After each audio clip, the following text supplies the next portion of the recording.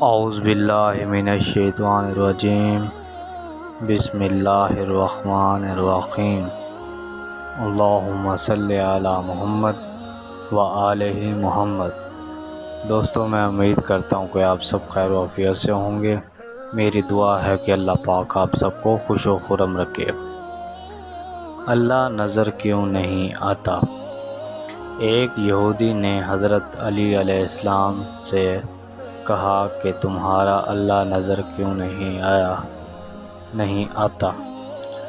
جس پر حضرت علی علیہ السلام نے فرمایا اس یہودی سے کہ تم سورج کو غور سے دیکھو۔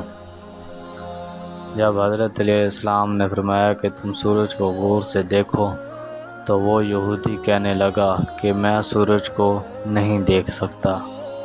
جس پر حضرت علی علیہ السلام نے فرمایا کہ تم سورج کو نہیں دیکھ سکتے تو سورج بنانے والے کو کیسے دیکھ سکتے ہو؟ اس لیے تو آپ صلی اللہ علیہ وسلم نے فرمایا کہ میں علم کا شہر ہوں، حضرت علی علیہ السلام اس کا دروازہ ہے۔ دوستو، ایک دفعہ حضرت جبرائیل علیہ السلام انسانی شکل میں حضرت علی علیہ السلام کی محفل میں آ کر بیٹھ گئے اور فرمانے لگے کہ اے حضرت علی علیہ السلام، آپ یہ بتائیں کہ جبرائیل اس وقت کہاں پر ہیں؟ تو آپ نے دائیں دیکھا، بائیں دیکھا، اوپر دیکھا، نیچے دیکھا اور فرمایا کہ جبرائیل اس وقت نہ آسمانوں میں ہے، نہ زمین پہ، نہ آسمان میں ہے، نہ زمین میں ہے۔